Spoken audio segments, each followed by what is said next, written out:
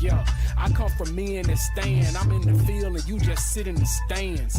Take that bass out your voice. If you ain't got no gun in your hand, I do what I want. And you don't even do what you can, you do what you told. I got no love for my foes. They can mimic my delivery and copy my prose. But what they can't comprehend is how I stick to this code. It's either in you or not. It's not the kicks and the clothes. They ain't cut from the same cloth. Can't come from the same loom. Fit in similar shapes or even sit in the same room. Confusing authenticity with part of the costume. I'm teaching gifted children. You can't come in this classroom. Dare to struggle, dare to win.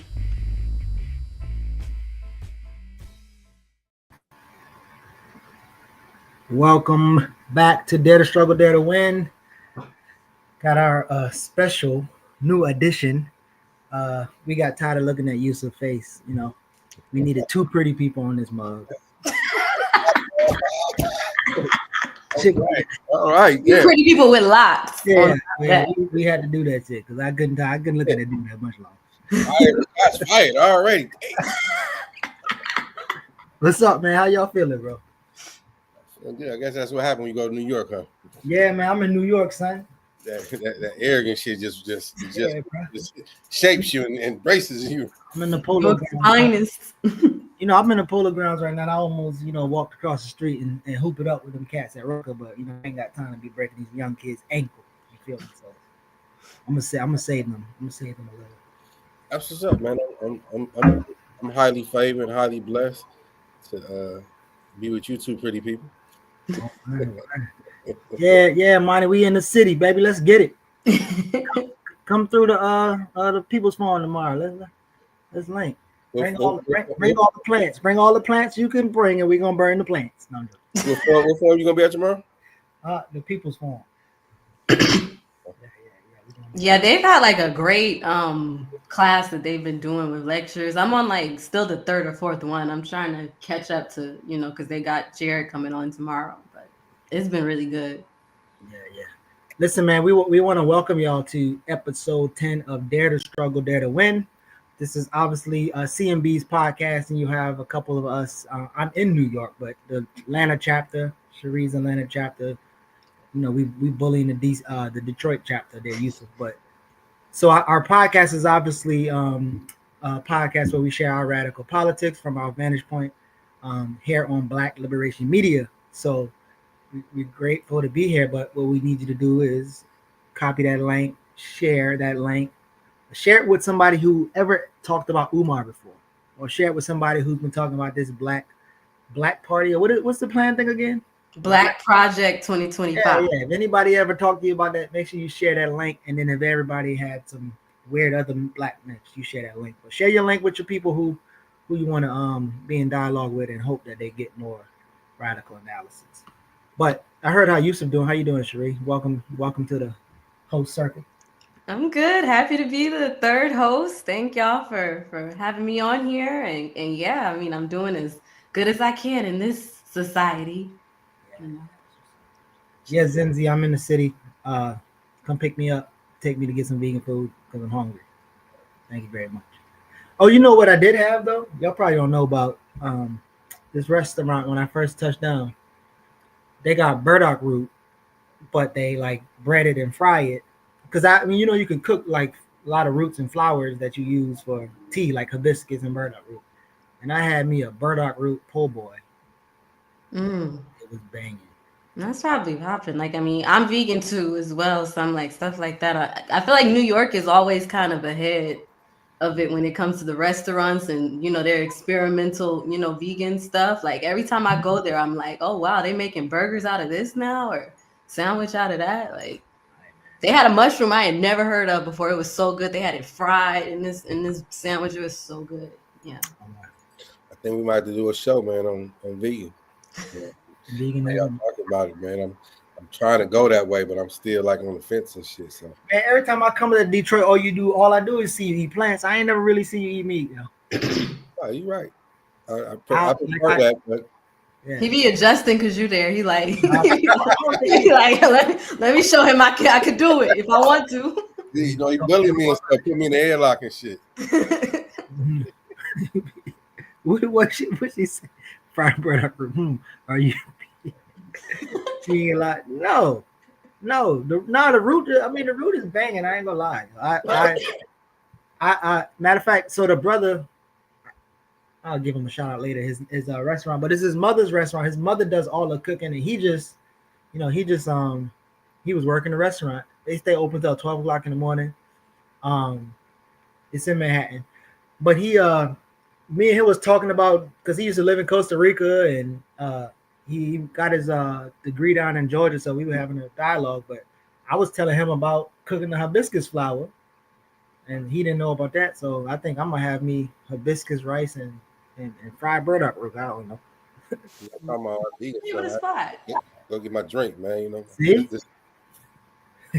You got a green juice. See, like I gotta show these vegans up. Yeah, show y'all right, exactly. Yeah. Nah, it was banging. I ain't even gonna lie. They did. I want to go. I'm like, you guys send me the information. I'm gonna be in New York for like 2 weeks May and then another 2 weeks June doing my my solo show. So yeah. Looking forward to that. But yeah, man, we got a few stories we want to get to today. It's not a regular session. Next week we'll be back to the regular sessions with particular topics, interviews, conversations, and then highlights. But today we just want to kind of talk around decoding some black myths.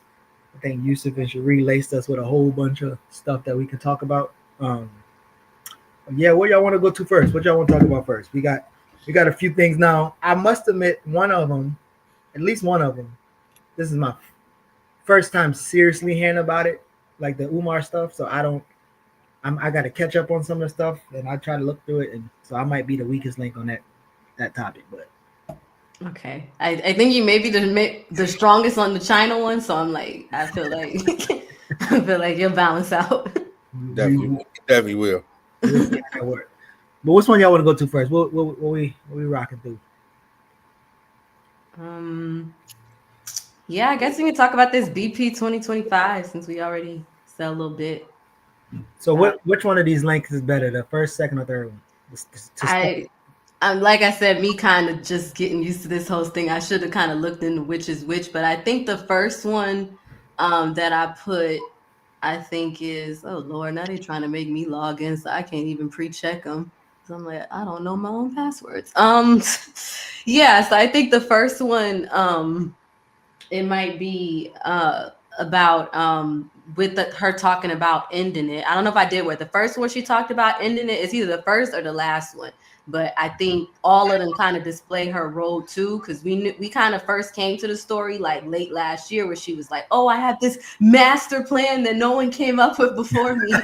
Like, let's all just put our money together. And she really emphasized, I want doctors and lawyers and like pretty much all the high class Negroes like to come together, put the money together, and decide what's best for all of the Black community to fight against Trump's Project 2025 mission. And then like slowly you start to see everything unravel, and people got mad because a lot of the communication was missed. There was a Discord that she couldn't even fit every single person on. And then all of a sudden, like maybe last month, or really I think back in January, there was like this big revolutionary change she was bringing to the audience. And it turns out it was a Bitcoin that she introduced on MLK Day. And ever since then, baby girl just never stopped, when it came to beating the allegations that she was a scammer, it just never stopped. And today she announced that she's ending the project, and everybody can get partial refunds. If they can apply, they can get a partial refund, but she said due to her mental health from all the rumors and stuff, she just doesn't want to do it anymore.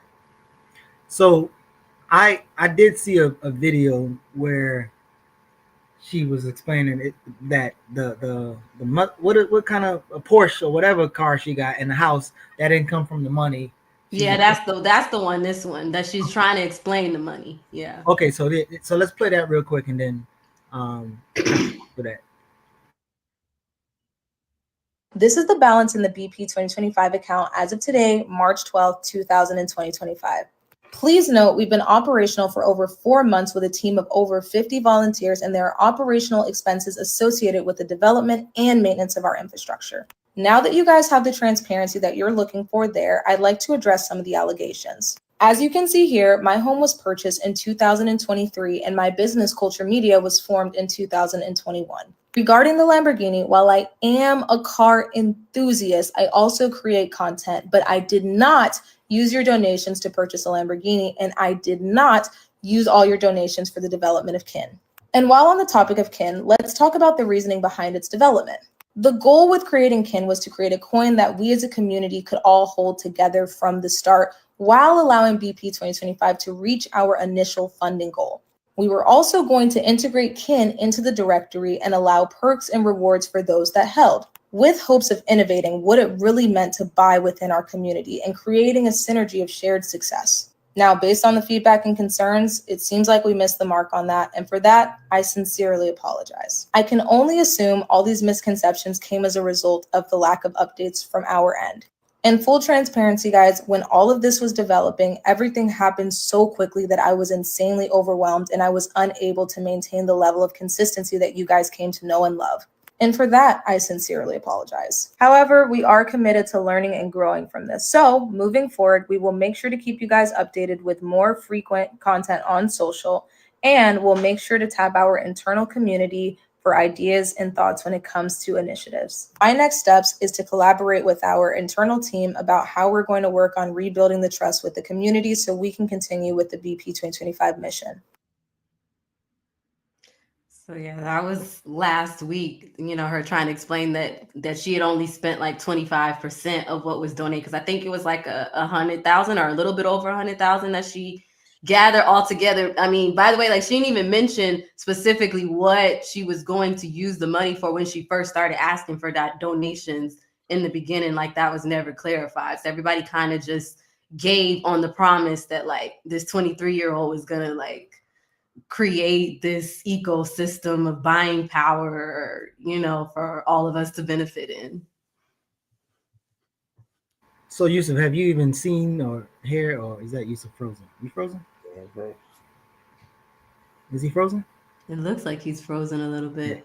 Yeah, he might be frozen. Okay. But not so yeah, I not only seen that, but I remember when I first was hearing about it, and then some people from Atlanta some influencers, they kind of was like saying like, oh, they was pretty much trying to create a group of people to do kind of the same thing, but better than that she did. And they was like, she got the right idea, but she's too loud with it. She's too public with it. And then there was a couple of us in the meeting was like, no, actually, there's a lot of things wrong with this. And we was critiquing, they kind of like isolate us, and then they didn't invite us back to the meeting. Well, when this new thing came out, I sent it to her, or one of the sisters, and she was like, oh yeah, so-and-so was calling her out at the beginning. I'm like, well, no, because I was on that first call and y'all was actually saying she's doing good. She's just too loud with it. And then she never really admitted that, like, yeah, like this failed. So most people even responded probably mean like, yeah, I knew she was gonna fail, as opposed to not being honest about they actually believed that she had a good plan. But Yusef, I don't know if you saw any of this. Yeah, I saw her talking. No, I was not familiar with this at all. So it's interesting. I have thoughts, but she was using the money to this coin or just. That's what people assume, because she announced the coin before she even announced how much money she put towards it. She just came out and was like, I have a revolutionary thing that's going to be a huge step for us. And it was like this coin. And then she didn't even say, how much she used of the money for it or anything. And so this video she made was to clarify that, and how, the rest of like the $75,000 would still be used towards building a Black-owned grocery store, more Black-owned businesses and stuff, because that was kind of like her initial thing. But even once she clarified, I guess people still had questions of like, so what are the true next steps? Because all you're putting out here is the coin, and you're going to teach classes, give us classes now on Bitcoin, when it's like, that's like literally every scammer online is talking about, I have Bitcoin classes. So, people wanted more information. And so with her lack of information, people started to then, look at her page where she was still advertising her media buyer business. She was like having videos of her looking at Lambos and stuff. So people are like, is this where our money's going? Like, it just isn't making sense. But I think it just goes to show, like, from the beginning, like, I mean, she's not a community oriented person. Like, she had no history of like any grassroots organizing or just like any, communal business organizing. At minimum, there was like nothing in her history that showed that. And so, just what trickled down, like, as far as just not coming together. But I mean, we already knew from the beginning, like, that the whole put our money together thing is just kind of a cycle of people continuing to try to do this and then not solving the problems of the masses. Yeah, I wonder if y'all. So there's a couple things. Yipper was like, I don't see black celebrity endorsements. Leah asked, but people gave her money. That's what I'm stuck on. Mm-hmm. And then Yipper also said, yeah, Leah, fair buying. So a couple things. In this age of like social media, especially if you can click the right title, right? So if you see Project 2025, if you can get first out at saying Black Project 2025, there's a good chance you're gonna get a lot of clicks. And then if you're saying something that most people hear, financial literacy, do for self, you're gonna get a lot of views. If you get a lot of views, you're gonna get credibility. If you get credibility, you're gonna get people fear of missing out or emotionally buying into something. And I say that because I remember, and I probably told this story several times, but I remember, I'm old enough to remember that children preachers was popping back in the days when there was a bunch of famous children preachers or whatever. But I also, why you make it sound like you so old? Because when I say that to young people, they're like, I don't see a lot of children preachers today. I don't know. But I remember there was like this documentary on this one children preacher, kind of right before they started. And he said they used to train them how to say this thing on the radio. Like, I know you got so-and-so money in your bank account, in your piggy bank, but if you break that piggy bank and you sow that your last $20, the Lord is going. And there's like 500 old ladies within 200,000 people in that community that's going to do that. That's 500 times 20. And they say they just do that constantly and they get bank off of that. And so I think people like the number, you can run up the numbers really fast. And people even do this with fundraising tactics. Like, oh yeah, you post who gave you $100. Johnny gave me $100. You're like, oh, Johnny gave you $100. And so that's how I think it really got up to where it's at. But because it doesn't take, I mean, that's not a lot of money in the grand scheme of things, but it doesn't take much for 100,000 people to be like, here's $20. Yeah, I think because it went viral on TikTok, and then I think the big thing about her is she wanted to go viral overall. Like, that was her goal as a media buyer. Like, there's several videos she posted before the Black Project 2025 of like, this is my year where I'm gonna like get this many followers and I'm gonna have this much of a many views on this. So that was her goal of like trying to find that thing to get everybody excited about. So this was like from the beginning, like a personal goal that then got kind of like transitioned into like this facade of a community goal. But it's just overall, like, even if she did have this community intent, like, I mean, social media bullying or people like accusing her of being a fraud or a scammer, it's like, that's not a reason to stop if you truly had the best intentions of like building this great thing in the first place. I mean, there's so many legit people that we know of that got vilified in their, in the height of their careers or the height of the work that they were doing, but that didn't stop. They didn't like, well, I'm just going to stop because half the community is saying I'm a fraud or I'm a liar. So, and we didn't show the video of her, this is because she literally, the last video was last week. And then today is when she says, I'm going to stop it all. Okay. Which video is that one? And then we can get to that one. But I think this kind of goes back to our other conversation before. I don't know which, maybe that was last week or the week before last, when again, it's still rooted off of the misinformation or the lie of buying power. Mm-hmm. And because she believes it and she's never really done any study around it, most people haven't, she's like, okay, well, I can just garner that money here, right? And so I wonder if if there's an argument, as we was talking about before, Yusef, like even if that number is not real, then her doing what she's doing, like what will be more a better way to do what she thinks she was doing in terms of like galvanizing black people to fight against what they think is Trump's plan or whatever. I think beyond buying into the argument around the myth, black folks want to support other black people, and there's nothing wrong with that.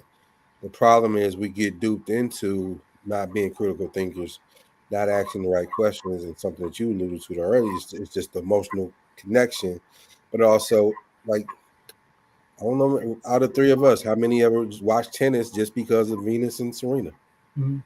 How many of us ever just watched golf just because of Tiger? And even Tiger said, "I'm not black," right? I mean, it's compound of being the black experience, and we're just trying to attach ourselves to something.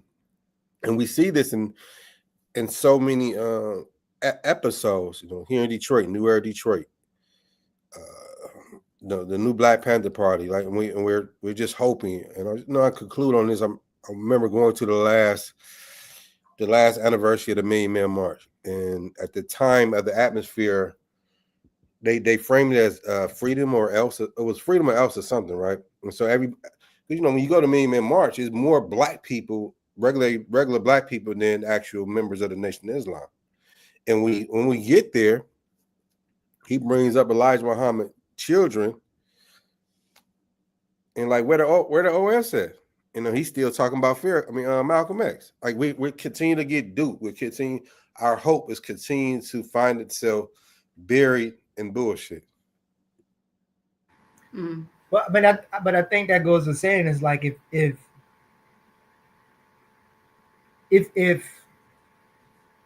I hear that if you want to support black people, but if you hear that those particular black people are preying off of people ignorant, because that's pretty much what's happening. Like that. I don't necessarily agree. It's that explicit.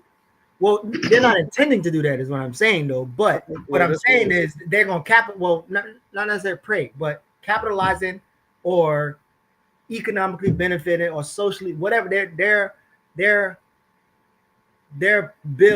plan and the success of their plan is built off of black folks' ignorance and tons of black people getting hurt. So like when Jay Morrison, and I think it's interesting that what they were saying, they didn't get any celebrity endorsement.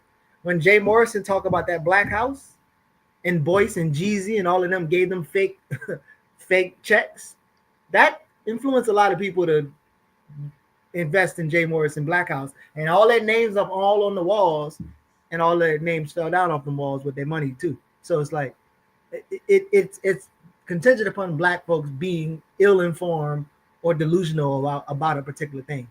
And so I think, and Cherie talked about this often, but I think it's a fine line between attacking her, the young sister, and or talking about the casualties that will happen as a result of that. And then if we speed it up, if that sister is aggressive and she's like speaking back to you, like, how do you respond, as opposed to making sure that people are aware of that, and then maybe even the next time. So I don't know if you got a thought, Cherie. I mean, I definitely think, like I said, I don't know if it was intentional, and I think that with that, it is that line of, like, from the beginning when we were calling this out, some people were being like, what you just said, being like, oh, you're attacking this young girl, this is a 22-year-old, and she's doing something that y'all not doing. Well, what are y'all doing? Even now you see in the comments, everybody's like, well, what are y'all doing that's better? She apologized for the, not being clear on this. She apologized for that. And then I shared another video in the another link where it was Isaac Hayes, the one that's over fan base or whatever, like his, like the son or whatever. And he was saying, y'all done push this black sister out, and we can't ever just support each other. So I think, like I said, it's very much, this whole thing of like, we're just attacking and not supporting each other when we're trying to encourage people to critically think and to look at the history of how these things go. you know. So, and I think a lot of people want to, you know, buy into the dream, you know, like you mentioned earlier, Yusef, because it's like that whole, you know, that whole Serenaism, Tigerism. I just want to support everybody Black. People, you know, buy into these things without critical thinking, because the opposite of that is, well, I'm just now attacking my own who seems to be doing good. So we have to find somewhere where we can be critical and it not be perceived as, oh, we're attacking, you know, a youth that's trying to do the right thing. I think part of what's being said is like you have to be careful, especially like we're in a media age time. You know, like I remember 10 years ago, I go see a guy. He's running for office. I know him, and I walk up to say hi to him, and his bodyguard, he started pushing me. Like, you can't like treat me like I'm a criminal. Like, bro, don't put your hands on me. He pushed me again before I know it. We out there knuckling up. I swung on him. And I say at that time, social media wasn't what it was. Cell phones was not what it was, but I could have easily have been something that went viral, right? And it was like we're all seeking those viral moments because this is the era we're in. But how do we present a critical analysis in this era without us being presented as the sore thumb? And one of the most dangerous words that we use so often in our community, we're hating. Mm-hmm. And that's people's response. And I think this is byproduct of what we saw in hip hop, where there was a point in hip hop, if you bit somebody else's lyrics or even bit somebody else's dress, you was chastised for that. Now it got to a point you couldn't be critical no more. And I think that has swooped over into our communities, especially into our movements, where a lot of those who know they're so sensitive and we're so desperate of needing someone to fill the void of being the next Malcolm or whatever. In reality, they haven't shown us shit in terms of marriage, qualities. And sometimes I think the question that Geechee asked earlier, like for myself, I just be quiet. All right, y'all gonna see. And they come back and I told you niggas. Yeah. It's definitely one of those moments where a lot of people are like, we've been said stuff about this girl, but then you still have it, even once it's exposed, where you still have a lot of people defending her. Like a lot of people watch this, you know, when she played into the fact that, like, you know, her desirability, her not, you know, her being this young, you know, attractive person. And now, and like I said, you know, it's definitely all being played into like, y'all hurt me, y'all did this. And a lot of people are buying into it even after everything has been exposed, you know. And that's what your cousin Ole did. She said, I ain't like you po niggas. I'm gonna be okay. Y'all gonna suffer for not getting Kamala in this office. No, but so here's the other clip. And you even see somebody in the chat saying Rome wasn't built in a day. I really hate when people say that, and I really hope they stop. But here we go. In the next post, you will see the BP's 2025 financials. Our internal CPA just got started last week, and as you guys know, we've been in the process of building our team and infrastructure for the last 4 months. However, after days and days and days of reflection, I have made the tough decision to fully dissolve BP 2025 holistically. And this is not a very easy decision for me to make. As you know, we've got over 50 volunteers that show up and donate their time to this mission. We've got people who have donated their hard-earned money because they believe in the mission and would love to see it press forward. However, due to the spread of misinformation online, whether verified or not, I have been called a thief, I have been called a scam artist, and I have been threatened. And I would be lying to you guys if I said that this has been good for my mental health. I've done my best to handle this situation with grace. However, mentally, I'm just not doing so great, guys. And so, you know, I'm so thankful to everyone that has shown up and donated their time. Really, I'm so thankful to those of you that have donated your time because, you know, time is something we can't get back. And to those that have invested in our mission, I'm so thankful for you guys. And I'm so sorry. that I'm not able to continue in pursuit of this mission. But BP 2025 can and will live on in our hearts. And so, for those of you guys who would like partial refunds, that have donated, for those of you guys that would like refunds, we're going to post a form in our bio where you can go and request your partial refunds. Because obviously we had operational expenses and overhead insurances, all that great stuff. But yeah, thank you guys again for showing up to support the mission. And, I look forward to seeing the mission continue on, in our hearts. So thanks, guys.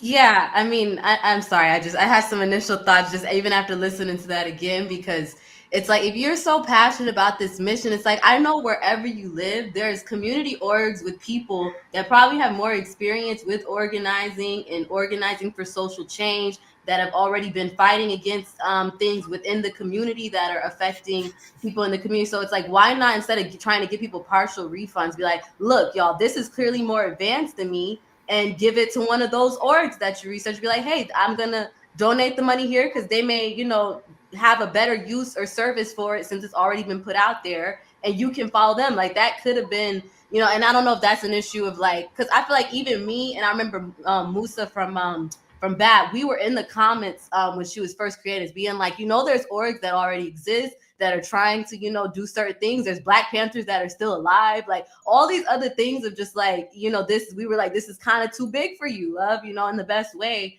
But, I'm just thinking, like, it's just crazy where it's like, I'm just going to give everybody partial refunds, instead of like, if you care that much about the mission, where you're like, I want it to live in our hearts, or you're just like, you can't even just be like, okay, this wasn't, for me. But so I just think that that's kind of interesting. And then one more thing I'm gonna say is, in the comments, somebody even said, it's like that somebody was like, oh, Rome wasn't built to the day. But people never take this approach when it comes to community organizing and socialism and all these other concepts on the left. People are always quick to one wrong thing, one bad thing, or whatever. Yeah, that's why socialism isn't realistic. That's why community organizing, it doesn't really achieve anything. When we try to explain to them, well, we're not looking for a utopia, we're not looking for, like, we understand there's gonna be, struggle, but people will have an understanding for something like what she's doing. But when it comes to the stuff that us on the ground are doing, there's not that same level of like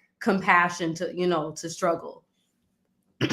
And for me, I partially blame this idea of a movement that we're supposed to have. And the reason I say that is, if we do what we're supposed to do, we can create a counter narrative, alternative to the shit, where people won't be so desperate to fall for the okie doke. And we're not working as hard, and we have to work harder because of the time we're in. The Panthers and Malcolm and if they never did the movie, the documentary, the hate that hate made or produced, the Nation of Islam wouldn't probably have been as big as they was. That documentary introduced that concept, introduced them. Same thing with the Panthers. If they had not videotaped the Panthers when they marched on the the State House in California, like that. After that video, which that was viral. That was a viral moment in that era. They're looking to open up new chapters. But I would love to revisit this conversation, but revisit it from a technical standpoint. And what I mean by that is, let's break down all the things that this individual did wrong. Mm-hmm. And less about the individual, the theory, the idea, the lack of blah, blah, blah. And I think that will help us expand what we're trying to do in terms of bringing a critical analysis, because people are still going to do what they do. Like, here, like, man, I want to do such and such. And that's the same thing. Like, why don't you go help? Why don't you go partner with such and such? And it exposes the individual living in their ego. Living in their, because this would like, capitalism is not just a financial dynamic. It is a culture that feeds the human soul, where you feel the need that you have to be somebody above somebody else, and you're trying to be the leader when you ain't even led your own motherfucker self nowhere yet. Yeah, 100%. I definitely think we need that, and we got to get stronger in our propaganda, for lack of better word, as far as like what we're putting out there about the things that we do, and finding a way to reach people, and for them to put their hopes into something that is more sound. So I hear that. Yeah, I think I was laughing. Leah says, I blame not having enough conversation. Yeah. No, I think yeah, I don't know. I was trying to figure out if I was how I agree and then even struggle around because I think we often separate ourselves from them, right? Like separate ourselves from people that we feel like we're more radical than we have better analysis. And it's very similar to like folks who leave the church and try to recreate the church in a different space. Because a lot of us are like just in organizations, but we still have like the same mentality, same type of whatever, because we start a program.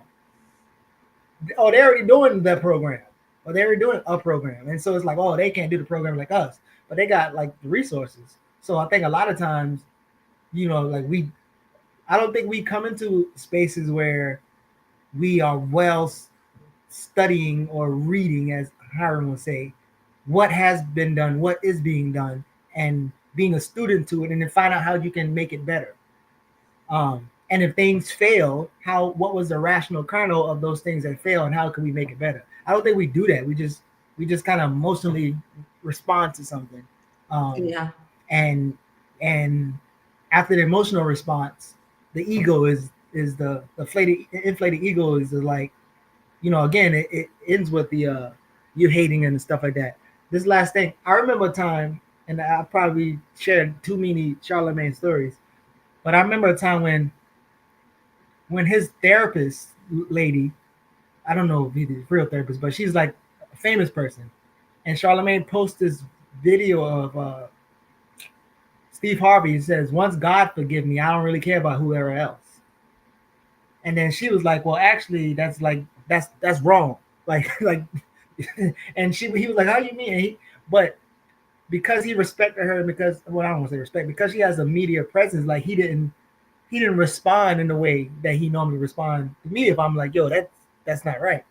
But so yeah, I just think there's in our analysis we should, and I tell, if I can find enough of what John Henry Clark used to talk about when he said about ego starvation. I think he said he was going to write a whole book on it. But if we talk about like what it's like to be in this space of like content curator, famous, celebrity, TikTok famous, like that's a different beast that I think we're dealing with. And I just don't know that we are grappling with. And then yes, we could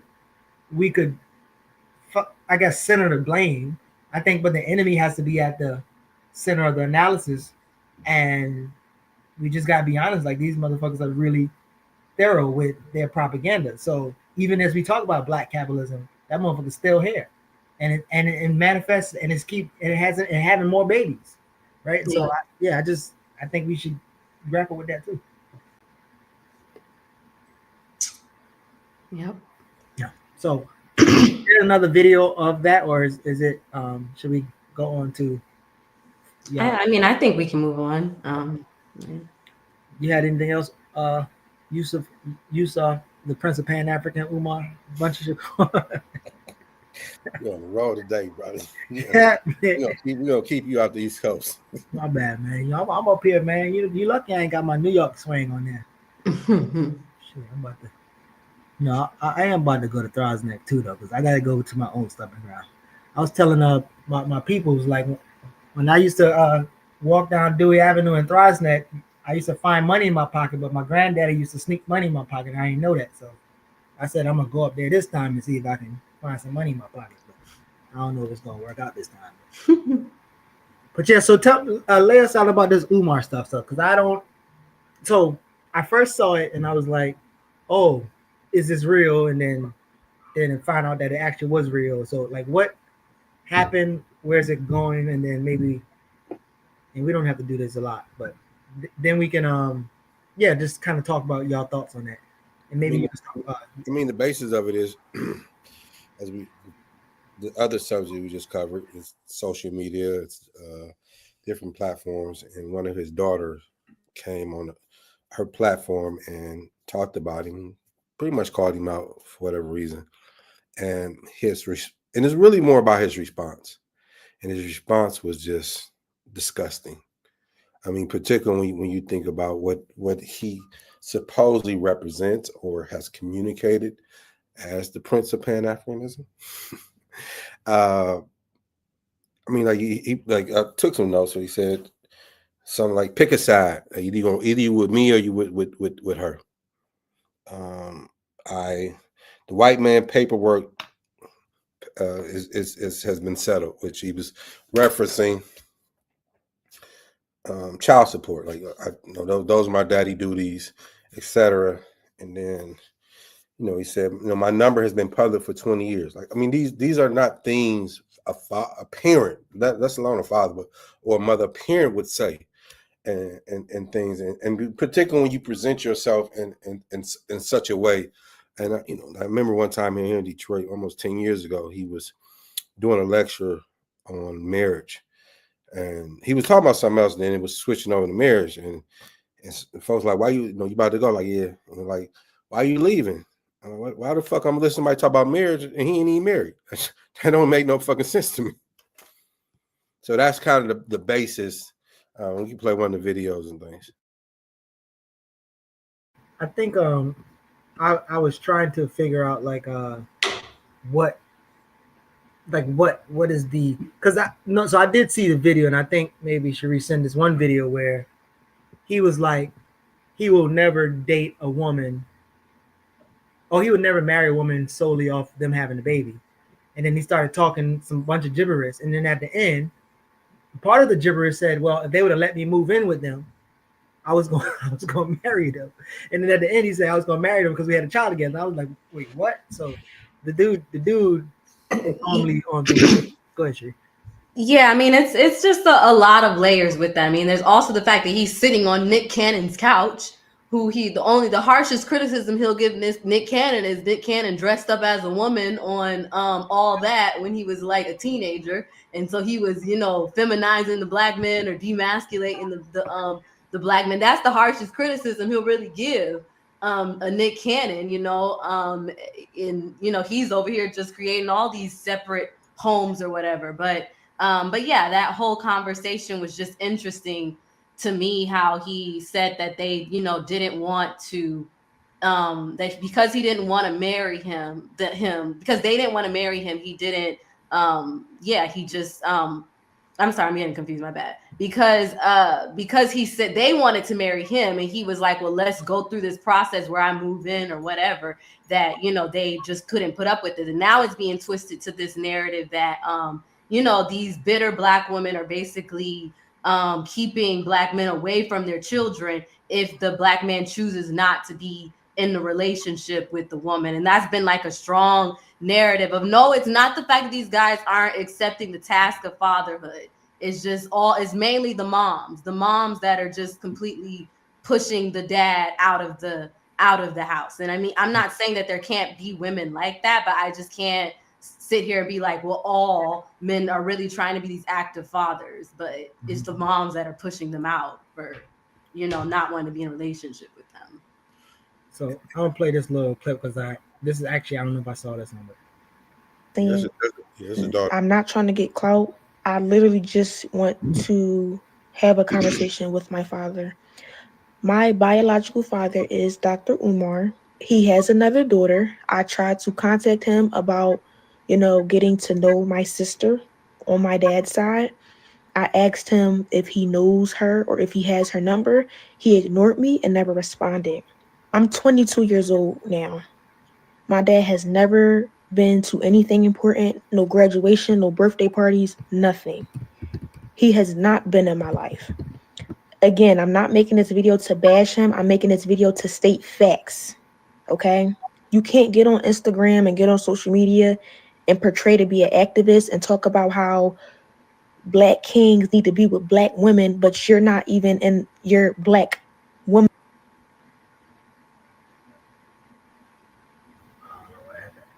Yeah, it has a lot of slides, but So I recommend always take your time, go over there to Hood Communist and read by Comrade Ajamu Umi. Umar isn't Pan-Africanism. I've actually never heard him talk anything about socialism, scientific socialism, social nothing. And I just, yeah, but again, before we even get to his politics and what that might do to when people talk about Pan Africanism, what is there anything else when you look at this, when you hear this story that you, find worth discussing? I mean, yeah, it's disturbing, and not to dismiss his daughter by any means. 'Cause, as a child, she has the right to speak out. This is the how it's done today. But I think fundamentally, kind of where you was going, Geechee, without necessarily getting into politics, is it undermines our struggle. It undermines our movement. It's incidents like this, his response, that gave birth to the Hotep brother and the numerous other the degrading languages, the toxic masculinity. I hate the fucking term, but those things, right? And I don't hate the challenge of masculinity. I just, that word for me is just weaponized it. And individuals like him, give black men, black people a bad rap, so-called conscious folks. And and it just, and coming into a consciousness for me was all about either, like my father used to write me and tell me when he was in prison, for man to know, he has to be about what he know.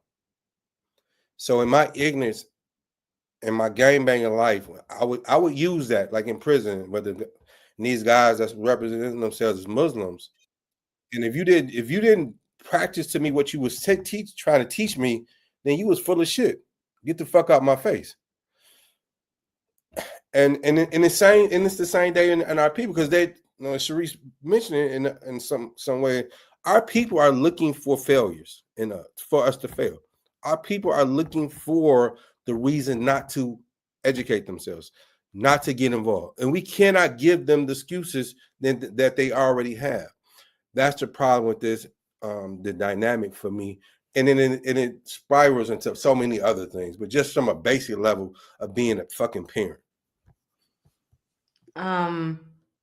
Yeah, I think to that I can agree with the whole notion that it does, because he's like the face of he's made himself the face of Pan-Africanism on the in the social media world, that it translates to a lot of people not even understanding the true principles of Pan-Africanism. And then I think there's a lot of narratives as far as like the Hotep, and it even goes deeper, because she's also come on here and said that he was abusive to her mom. And, that's a whole nother thing that has been kind of used against the movement in a lot of ways, of like, well, all these guys in the movement, they're just deep down, they're all abusers, womanizers, and stuff like that. Not to say that hasn't been a thing that's existed in movement, but it's existed in all spaces. And just because something exists in these movement spaces doesn't mean, especially in 2025, that we don't constantly talk about how to not go down that line when it comes to organizing, when it comes to standing in Pan-Africanism, as far as not to invoke patriarchy and all these other things. I will push back a little bit, Yusef, and kind of ask you, what is your issue with the term toxic masculinity? Because I think Zen put something about that too, of like, why do you not like the term? Well, I say that it's for me, it's been weaponized. That's my issue.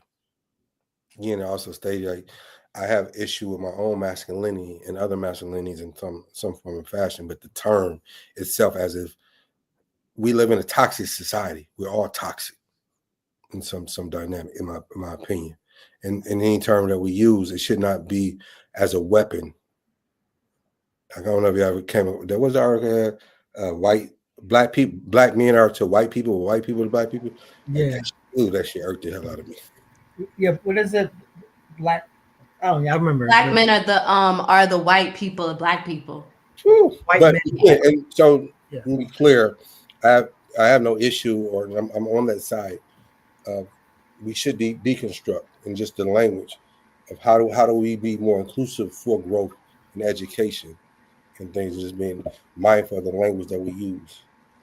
I mean, yeah, I do think we can be more specific about the language. And I do think because people, when it comes to that language, there is some specific attacks when it comes to how people are using that word. But I guess for me, it's like when I hear a lot of people push back against the toxic masculinity thing, they're also pushing back on just any sort of reconstruction or evaluation of masculinity, period, and I don't know if it's because of that word and specifically and the way it's received by men, because I think me being around women and being in spaces where we're always trying to talk about patriarchy and things, like there's always been an understanding of like not every like not all men are bad, not all, like masculinity doesn't have to be a bad thing. It has always been kind of like a basis of how do we approach this particular type of masculinity that is harming us, especially as Black women. So I guess, that's just kind of my question about it. But I hear what you're saying. I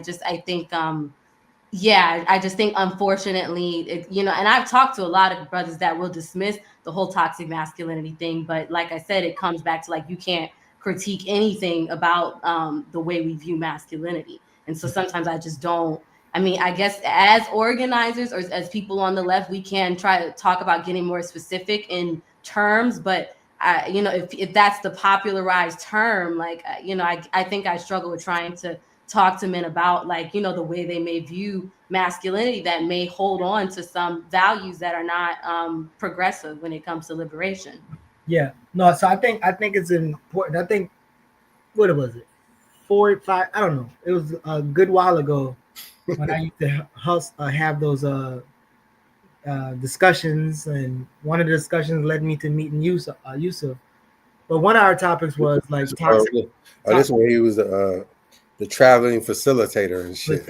Yeah, that's what I was doing. But I remember a conversation, and I can find it. Me and Diallo had around the argument of toxic masculinity or toxic femininity, and he did make one of the arguments that like the whole environment is toxic, and so we all have this level of toxicity that we have to do work in. But I think to Leah's point and then Josh's point, if you can say toxic masculinity, then you can also say toxic femininity. And then Josh says the term by default implies there are other forms of masculinity that aren't toxic. And so, yeah, I think that's always been my understanding. And I'll push back on the toxic femininity thing, because I think a lot of times what people will classify as toxic femininity comes from a misogynist patriarchal mindset. Like all of the things that I've seen that people will claim to be toxic femininity is women taking on patriarchal mindsets, misogynistic mindsets, and then being harmful to men. Like, people talk about like the bad mothers that, abuse their sons and kind of make their sons feel like they have to be more of a man or this, that, and the third. And I feel like that's a patriarchal mindset. So that I think I struggle with approaching that as toxic femininity, because to me, toxic masculinity comes from a critique of the patriarchal system, so that's why I kind of push back on that. I wonder if there's because I think I heard, and I could be wrong, but I heard the argument that Yusef was making for toxic masculinity is similar to the argument that you was making for toxic femininity. And then what people were saying, because when we push back on it or when we talk about it, it's kind of like how we have seen it to be used. And maybe it's because we all don't have clear definition of what it is and what it isn't. Like I feel like that's probably a possibility. So we can clearly say, like, because misogyny and misandry, like there's kind of the same thing with the argument back and forth with this and that. And maybe again, not starting with Umar, because Umar is whatever, but even when itself, apart from Umar, in our spaces, I think we have to be clear around those things, because we do operate in spaces swearing that people have the same definition that we have and using the same words, and we even talked about the other day, like when they was like, well, free to land, and I asked Quasi, like, well, what does that mean? But I think if you put a bunch of people down and say free to land, I'm just not sure that they mean like, well, nobody have ownership of the land, or that's an ecological argument. Like I'm just not sure that that's what's happening. So I feel like there has to be some struggle around clarity. Dare to struggle, dare to win. Shout out, episode 10. I mean, but part of that struggle around clarity is also listening and being clear on what we speak. So again, my issue with toxic masculinity is not an issue of masculinity by no means. And it's just some folks who have utilized the word toxic, is, in my opinion, that they weaponized it. And I think someone in the chat talked about patriarchy is a better word. So I'm working on a new book right now. It's called Dear Ava Joe, and it's letters to my mother. And so this chapter I'm currently working on, I went back and I introduced this term that I use in my dissertation called marginalized masculinity. And marginalized masculinity is within the context of white hegemony masculinity, which is impacts and shapes it, but it's not the same thing. Or in the writing, I'm saying white patriarchy, and white patriarchy has set the table, and it has influenced me. So like currently, I'm working where I'm at. So I'm the oldest of three. My mother had 3 children by 3 different men, and in the 80s, I was like the worst thing could ever, right? And even as I'm writing, I'm like, that still stings to me as a man. And why does it sting to me even I'm writing to my mother who's deceased? And it's because of, I say, I'm embarrassed. And the embarrassed is coming out of my manhood. Because what, as we all know, if I go out tonight and I sleep with 5 women and I tell my homeboy, oh, dog, you's the man. But if the same woman goes out and sleep with 5 men, we already know what she's going to be saying and looked at, right? And that's the thing that we have to get through, the root of that. What is producing that type of imagery? And we know it's in particular Black women, because Black women are labeled promiscuous, et cetera, et cetera. So that's part of me and deconstructing my masculinity, where I had to put myself above not only men, but the woman that who I said I love the most. Because when I was mad at her, I would say, where my daddy at? But that motherfucker was never there. Not saying he didn't love me, but the reality, the person that loved me, I didn't appreciate, because my masculinity wouldn't allow me to appreciate it in the way I should have. I just want to say I love the terms marginalized masculinity, and I think even limited masculinity was something that I was thinking about. I was like, maybe those sorts of terms are more, kind of open up the conversation more as far as marginalized masculinity and like even limited, because I think even too, I've been thinking about, because I had an engagement with a woman on Women's History Day that had this whole spiel of like, how she's like, I don't, won't want to dominate my man. And, she's one of those internet girls. It's like, I want us to tap into our femininity more. And it kind of ends up pushing away any sort of critique of, of things that happen with sexism and patriarchy. And I was looking at her because she was like, I just feel like, especially us as Black women, we don't step into our femininity enough and just let the man take care of us. And I'm like, that what you're speaking on is very much something that has a lot to do with class and privilege and so many other aspects. Like there's a lot of women that know they cannot rest in their femininity, because that's what she just kept saying. It's like, I want to show women how they can rest in their femininity or whatever. And I think a lot of people probably would, just to me, if toxic femininity, if that was a word I use, I would put that on it. But I think to me, the better word would be like a limited femininity, and like a marginalized femininity is what she was referring to. Because I'm just like, there's no way you can just assume that, like, if you want that to be how you engage in your relationships, like that's fine. But there's no way you can assume that like the women have this privilege, or all women should have this privilege to just rest in their femininity and not think of, the social constructs and like what that creates as far as harm. Well, it might be toxic and masculine of me, but my plant lady, while I'm in New York, shout out to my plant lady. Mm-hmm. So Monty says, but the thing is, Yusef said he doesn't care for the term for a specific reason. The people went on to talk about why other people say they don't like the phrase. No one actually addressed his comments. Yeah, no, I mean, I hear what you're saying. Yeah, so that's what I'm saying. That's me addressing it as being like, okay, you saying that, I think especially providing another word is definitely opening something up for me as far as how I could approach it. Like I said, I just put that out there to say, yeah, that is how a lot of people respond. But I think, yeah, marginalized masculinity really could be a thing. Okay. So we done with we done with see what Umar did to us. He done had us up here having sex wars. any any other thing? Let's we got one more story. I think Cherie wanted to pull us into her little fight that she been having with whoever she had.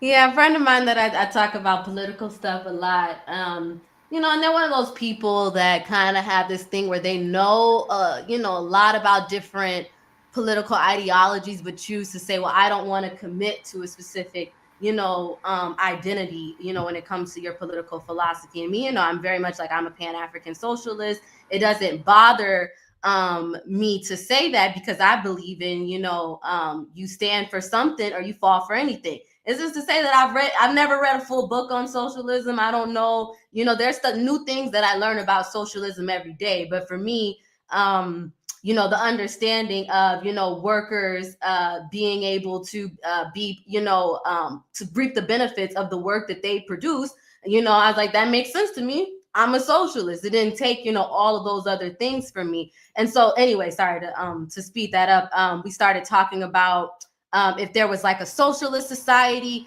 versus a capitalist society that was all black, like, that they should be able to like exist, just if that was what it was. And I was like, no, I kind of think the people in the socialist society or want the people that are still suffering in a capitalist society to be free. And then I got accused of somewhat being a utopian, as far as how I was looking at socialism, that I'm looking at it as like a utopian. I'm like, no, I mean, because we both talked about being anti-capitalist, because this is a person that identifies as anti-capitalist. I would say, yeah, I'm going to pick a socialist society every time against a capitalist one. Like, and it doesn't mean to say that like there's zero struggle in a socialist society. I just, can confidently say it's better. Then I started to talk about China. And then that's how we get on the fact of like, is China imperialist? Is it anti-imperialist? Is China good? Is China bad? Because to me, the person seemed to be taking in a lot of the anti-China propaganda. And like I said, I'm no expert in geopolitical politics. Like, I'll be the first one to say I'm very much still understanding things step by step, especially when it comes to China. But I was like, I feel like you're wrong about China and there's more to the story. So I kind of spent all day the other day looking at the real relationship between China and Africa, because they sent me that link. Okay. Yeah, they sent me that link about the river in Africa that got extinct, basically, in order to demonize China and be like, therefore China's just as bad as America. Like, and they might have said America may be a little bit bad, but they're basically saying China's just as imperialist and doesn't care about black people. And I'm like, there's a long history of China and black liberation solidarity that I just feel like is being ignored. So yeah. So it's interesting because the article, and I think people do this, right? So they immediately Google, and AI helped them even more now. But they Google China bad or China harming Africa or whatever, and then because of the algorithms and because of the U.S. Corporate-owned media and other corporate-owned medias around the globe, like Associated Press, and I mean, it's a list of them, and the whole idea about Michael Parenti's Event and Reality, and Noam Chomsky's lesser book, Manufacturing Consent. These will pull up, and they're like, see, a river died overnight in Zambia, and after an acidic waste spill at a Chinese-owned mine, right? And so when you go through it, it talked about all these other things, and I guess my initial thoughts is it's always a thing when you have people get into this China is bad, or China is China's fault, or whatever the case may be, and they never really have like details about what is happening or who or what, or and so that's normally the blame China rhetoric normally comes with an article from the Associated Press and sometimes Vice and some other weird joints. But was there anything that you read in there that you kind of took away or thought about when you think about maybe? Because the biggest argument is like China is putting people in debt traps and China imperialism and all this other stuff. But was there anything that stood out in the article and things you wanted to kind of talk about specifically? I mean, as far as the article, I mean, like I said, the whole thing was, I think the person sharing me is like, as if I'm saying that this is made up. And I'm like, no, I'm sure this probably happened. I just think that there's more to the story. And I think what I was looking at, what I started to look into is all the things that China is helping Africa advance with and all the projects that China is doing to help Africa advance with when it comes to like a better environment and stuff like that. And so I'm thinking, if you're coming into a place that already has an infrastructure that, you know, is harmful to the environment, like how can China overnight come in and, you know, kind of switch that around? So I'm like, if you see in other areas where China is helping improve or building infrastructure that will help the environment be better in Africa, like this has to be a case of an already old system that I'm sure China is aware of, that, you know, for whatever reason, you know, had already, you know what I'm saying? Like there's no, these things take a process. And that's why I hate the whole label of like, you know, being a socialist means you want a utopia. It's like with us, we're a lot more able to see practically that things have a process. Like it's not going to overnight be like, I'm here for the environment, I'm here for the workers, and that a lot of the stuff systematically that's been there isn't still going to have its harmful effects as you're building towards a better society. So that's what I took from it as far as once I started to research more on China's relationship with Africa. So I'll say this: I don't trust, and there's countries that have whatever, but I don't trust anybody who's talking about Zambia if they're not coming from, if it's not coming from this guy or people who associated with this brother. Imumbi, the president of the Socialist Party, if it's not coming from him, his people, his circle, his camp, you're going to have to take me to Zambia and show me. And the U.S. takes a lot of responsibility for the debt problems these countries have, as have the other major developed countries in their credit policies toward the less developed countries. And also the goodness with the Chinese debt is you can see where the money went. You can point at specific infrastructure. You can see the airport in Osaka. You can see the airport in Ndola. You can see the airport in Livingstone. But with the Western debt, you can't see anything because it was speculative. It was money that went into a casino for speculation. It was money begetting money and not anything else. So it's important to know that like development takes capital resources, right? And does the Chinese government, the Russian government help the people in Africa develop, or do they have adult trades with the people in Africa? Or do we think Africans are infants and they don't know how to negotiate and have conversations, and so anybody who they talk to is taking advantage of them? Are we saying that, or these people are very intelligent, know exactly what they're doing? And this is how I find it to be very frustrating sometimes, because us over here who aren't engaged in serious power gaining or statecraft is trying to tell somebody what they should or shouldn't do as it pertains to developing their country, right? And so I think that's kind of annoying. And then so kind of like the president was saying, like if you buy something or you get a loan, as most of y'all take out loans for whatever, if you buy something or you take out a loan, you can negotiate the loan terms. And so there is loans, there's things that they're helping China with and China helping those people with. But then there's things that the IMF and World Bank and US is doing that, as he said, like it's speculative. It's a money grab. It's a tactical thing. And so I just think it's good for people when they come up with these ideas to just show their sources. You'll have that president and multiple people said Chinese has never threatened their independence. Never. They don't say that Chinese is exploiting them or mistreating them. But they will say the U.S. is. The U.S. have went, and all of y'all got evidence as U.S. So when people say China, or Russia, they're in a way unknowingly saying like that's why we should trust the US, or they're just as bad or whatever. And then they go back to the self-determination joint. But even here, when we talk about self-determination shit, you're asking people who work for white corporations to donate money to you, or you getting loans from the banks, from white banks, to start your shit up. So like you're gonna need the capital, or you're gonna need the manpower, or you're gonna need something. And even when you need the manpower, if you need specialized training, you might need people who've done the thing before. So when China is one of the key supporters for the liberation in Zambia, and they're providing them with economic, military equipment to defend themselves against South Africa and the US, same thing with Russia. Like, if anything, they're doing their best to put these people in position to handle the biggest purveyor of ecocide. Now, even if Africans have to tactically work with those people and then eventually figure something else out, I would prefer that than to engage with people who you know for a fact has never done anything that has helped Africa even remotely close.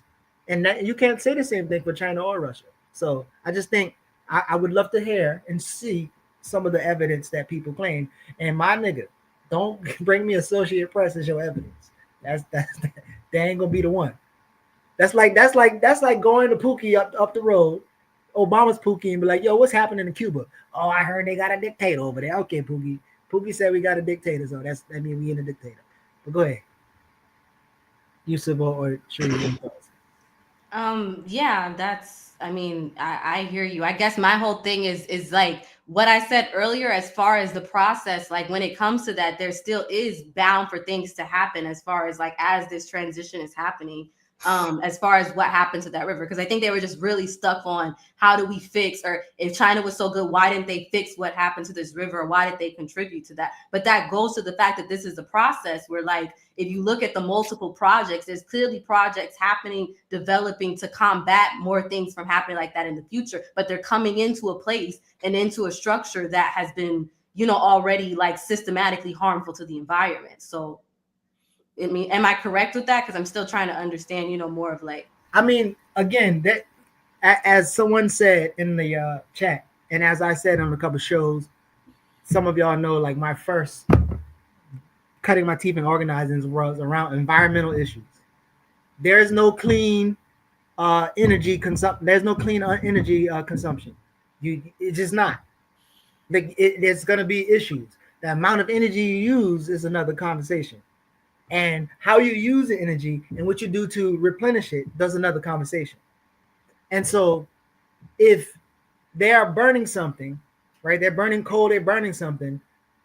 They're doing it in a way that meets the people's needs, not with the excess, right? So as I told y'all, the only time that I got to I got to physically talk with Bill Clinton when he was on a campaign trail for his wife in Kentucky, Eastern Kentucky, Pikeville. And his response to a question around like about stop burning coal, he's like, you know why we can't stop burning coal? Because he says China is burning coal at this rate per minute. And I'm like, so we're in a coal burning race? But if you think about it, China has 3 or 2 times more people than us. So they are going to burn more coal than us, but they're not burning in excess. And we're still burning more than everybody else. We're still using the most energy. So if they are mining, please go down there and figure out what the hell is going on with the mine before you listen to Associated Press. Because my nigga, we're using energy right now. All of us using energy. And it's coming from some damn mine somewhere. So again, like and when you talk about like, oh, China owned the, like the president of Zambia has been doing weird shit with like the copper mines and all the other mines and connecting to Delta and another thing, him being a puppet. China has debts with them, right? They have loans or things, and the socialist president is telling him like, you can go directly to China and renegotiate your loans. But instead, They're going to the UN because the US is telling them to do that, and they're making it look like China's is doing this bad thing. But it's like everybody else that China work with, they go straight to them and they negotiate their terms like men. So if you trying to go buy a house and you take out the loan and you agree to the loan and then you go home and then you come back and say, oh, they got us in the debt trap. No, your ass wanted that house and so you took out the loan.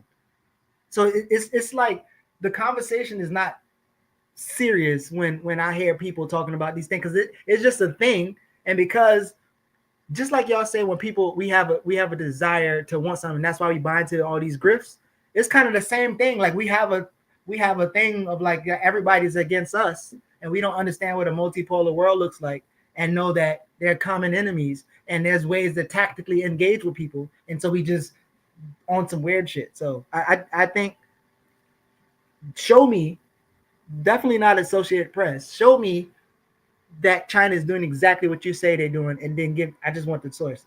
I'm not to defend China, but I just rather have conversations like that as opposed to the specular. Well, I mean, maybe they are. I don't know. Maybe they're, but yeah. I mean, and I think that's the tricky part of like when people try to level themselves out and be like, well, I don't, commit to any ideologies. They look at both things as propaganda. Like he'll send me Associated Press, and it's like, well, that's just what it happened. But if I send anything that like the title is like, well, a leftist space or a socialist space or whatever, then it's like, oh, this is China propaganda in a sense, where it's like, I'm feeding into that. But it's like, who else am I going to get that perspective from that isn't, affiliated with like China or a socialist or leftist ideology? Like I'm not going to get another perspective or another source. Like, I mean, as far as like, if I try to go to somebody that says they're unbiased, more likely they're still getting information from a very pro-American, European mindset. Like there's no way to kind of like, even if a column or somebody thinks that they're not biased, there's still a good chance that they're going to be pulling from stuff that is a part of, like a right-wing propaganda ultimately, Go ahead, Yusef. I know we was... Sorry. Mike. I kept trying to get you in there. It's all good, man. It's obvious you two are more familiar with this subject, so I'm actually enjoying it.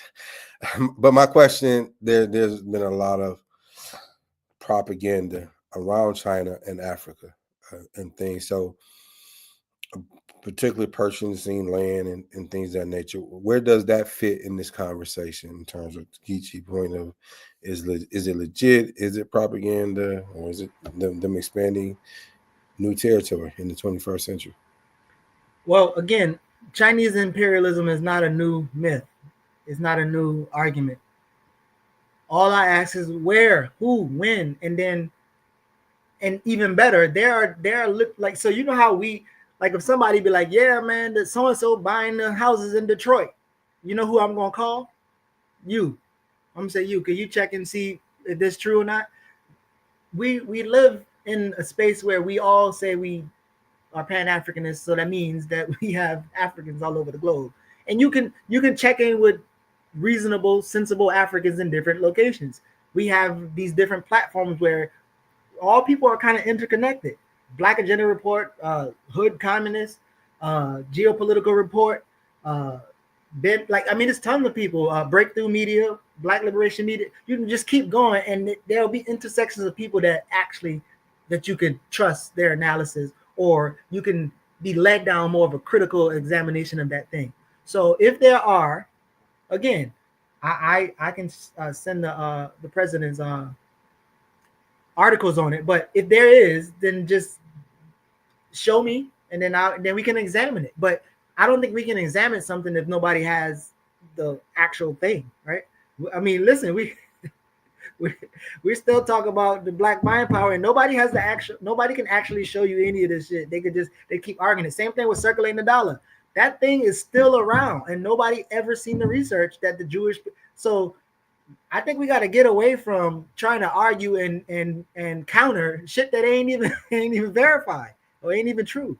Because then it's like, spend 20 hours arguing for shit that, well, what if yeah. Was a fifth, then and then Sorry. And then I'll say with that, it's like then I was sent like somebody from the continent who I guess, even when I watched his stuff, it still wasn't even fully like he still could, even with him not being, I guess, necessarily pro-China, he still could not actually accurately like in one of his videos say that China is just as harmful as America or Europe or whatever, or that China is more harmful. Like there was still like, even in the video where he was kind of critical or analyzing China, even in the comments when he was interacting with other people on the continent, they all kept being like, I think China allows us the space to do this, and I'm happy with the developments, and this is, this is what happens when China comes here. This is what happens when Europe or America or whatever intervenes. So, but overall, it's like, you can go to one person that is on the continent that probably, like many people in America, have, not really an understanding of the full political scheme of things. So that's why, I do look at, more than just like that one person, or I'm, but like I said, I think that's the part of the Red Scare. Even people that say they aren't biased is like the second they hear like, oh, this is a person from the continent, or here's some activists from the continent, or here's a space like Black Agenda Report that is dealing with activists and people from the continent and whatnot. It's still, because if it has anything that shows that says, oh, we're proud to be leftist, or we're proud socialist, or whatever, it's like, well, that's just, pro-China propaganda in a sense. So it's just no way kind of around to like talk, logically, when it comes to certain things with some people, that if they're looking at, if they want to put socialism and capitalism in that same frame, we're like, well, one isn't bad, one is other. Like I said, more than likely they end up still worshiping capitalism, even if they say they're anti-capitalist, Well, I think we should stop worrying about what people say they are or whatever, but tell them to join study groups. Say, okay, let's study this thing and let's really get down to it. And I'm gonna end here because I know we about to wrap. But, and this is not China's story, but this is a different story, because all countries who has either moved along their process of socialism or have been able to delegitimize or rise above the U.S. will take U.S. media wars. So Nicaragua is an example, and we got to learn to stop being so emotional. This thing was sharing around a while ago, right? It was Nicaragua's first Black presidential candidate keeps getting targeted by the cops, right? And look what I see. Vice News is the people, right? And so first thing you think, oh, he got lost, he a Black man. See, that's why I ain't like Nicaragua. Ortega is a dictator. But when you go, and I think Ricky went, and I think a few other people, but when you go to the blue fields and you go to some of the autonomous regions in Nicaragua, which is all Black, they were like, oh, I know, yo, that's so-and-so's son who used to live in America. He can't even win our local elections. How the hell are you going to challenge Ortega if he can't? He's not even in office in our local election. But Vice News don't give a damn about that. Vice News is trying to delegitimize the revolutionary government party that's running Nicaragua. So they will do a story like that, and we would go right to it. And nobody asks, like, what party he's with? And what seat do he sit on the local joint? Well, I ain't asked all that. But so it's we got to stop with that. Like, at some point we got to be able to have more right, Vice. But Associate Press is not much difference. But yeah, any other thoughts or final thoughts as we wrap up around the three different myths? You have all we gotta do is just circulate the dollar and let's do this thing that never happened before. You have the Prince of Pan-Africanism, and then you obviously have China is trying to treat us bad. I think fundamentally, you have to study, you have to ask questions, especially those of us who are committed to a certain political line. Being critical is necessary, but if we're just being critical to be critical, it's like this, what they say, you got assumptions, and everybody is like assholes, everybody got one. To what end are we having these conversations, and what are we trying to produce? Theory goes with practice, and practice goes with theory, and we have to have conversations that they're very important, and we have to be able to grow the time we're in, but we don't have to be the time we're in, if that makes sense. Siri, any final thoughts, reflections?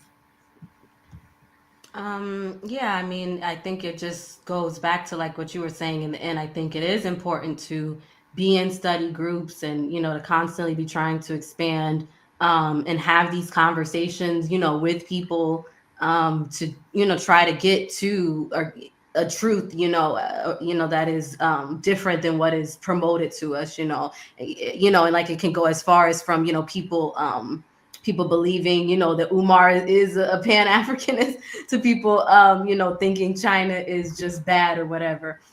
So I think we have to always kind of be in study and be in those spaces where we're constantly questioning and challenging those mainstream narratives, I think we have to go back to the old Bible study lessons. There's three things that you can learn when you engage in the Bible, supposedly. There's a historical lesson, there's a moral lesson, and then it's a doctrinal lesson, what you should be doing. I think you should engage all types of content like that. You should put it in the dialectical, historical materialism. You should understand the history. How does it relate to the protracted struggle? I think you should say who's speaking, maybe ask who's the target audience, and then what does this thing inspire me to do next? This is inspire me to delegitimize socialism or communism, or does it inspire me to advocate for capitalism? Does it inspire me to start my own black businesses? Does it inspire me to? So asking those three questions with everything is, I think, is a good guiding post to be like, okay, like what should you be doing now with this information, right? And I can assure you, if what you're doing sounds like, as good sister Allison said, sounds like the shit came out of the COINTELPRO playbook, your ass need to reevaluate and start over. So yeah, that's all I got, man. Episode 10 down. Yusef, what you say? Well, no, I'm gonna say just real quick, really clear. Cherie, we welcome you. Thank you for joining us. You're gonna make us better. Thank you. So somebody was like, "Oh, she should be the third host." I think you missed the beginning. I am the third. Right, exactly. That's why I wanted to make sure that's being spoken very loudly. Thing. So yeah, you're gonna bring a balance to us, and we're gonna do this now. Also, I didn't know. I think when Cherie, so Cherie is the skills in the hands behind most of our artwork. Yeah, but give her credit, man. There's that male chauvinism shit, man. First of all, if you notice, I've done that multiple times, and don't let me. Never mind. I tell the folks that I want a man to do it. See, there go that toxic masculinity right there. Yeah, but listen, marginalized masculinity. I don't know if David texts. I don't know if David texts black and they figure. I don't know, but definitely this show has nothing to do with the Black Myths podcast. It just said Black Myths, which is a word. Next week we'll have a different title. But yeah, but if you want to learn more about the myths that they have broken down all over the best, I mean, not all over the best, but all over Black Liberation Media platform, definitely check it out. Check out other shows on the platform. And yeah, it's a thing. It's a thing. What y'all got going on for the weekend or rest of the week? I guess we only on Wednesday. It's only hump day. No humping for sure. But you might want to tell them. You might tell them that you are also a comedian with your. Oh yeah, I do stand up, y'all. But I mean, I'm kind of retired for the moment because I'm focused on my solo show, which I want it to be a comedy, but is too serious to be a comedy anymore. But so yeah, the rest of my week is kind of focusing and locking in on that. Got some meetings with CMB because this is the CMB podcast, so got some of that. Got some work that we're doing on Sunday when it comes to our survival program. So that'll be happening. And then other than that, I'm turning up, enjoying the spring. I got a party at Piedmont Park on Saturday. I'm like, time to get lit. I'm outside. Right. What you doing, you? Oh man, dedicating some time to start planning instruction out for the 20th anniversary of our backpack event that we do here in Detroit. Making that huge, obvious working, man. ED, that shit for the birds, but pays the bills right now. And just keep working on my book, man. knock out this second chapter and then jump on this third one. Word. So yeah, I think for me, I'm obviously in New York running these streets. Gonna be at the People's Forum tomorrow. Don't rob no vegan out there, man. I already robbed two. Chill out, man. Why you put my shit in? And then yeah. Oh, also this weekend, man, we got the Resisting Bill pre conference. I got my sister Jessica Gordon Nemhart coming out to do. It's a virtual joint, so you can look at the Resisting Bill summit. But she'll be talking a little bit and then facilitating a panel of some other people who are into cooperative economics. So yeah, make sure you tap into that. And yeah, that's all I got, man. I really appreciate y'all coming through. Think we get the sister on the show? Who that? Oh, Jessica? Yeah. Of course. Whenever you want to. Yeah, I mean, you know, this is not Black History Month, but Women's History Month, man. We need to line up at least two before we close out this month. One. We celebrate women's every time, man. All the time. Oh, what type of you know what I mean? God, it's women's history every day. Right. Look at that good brother. He just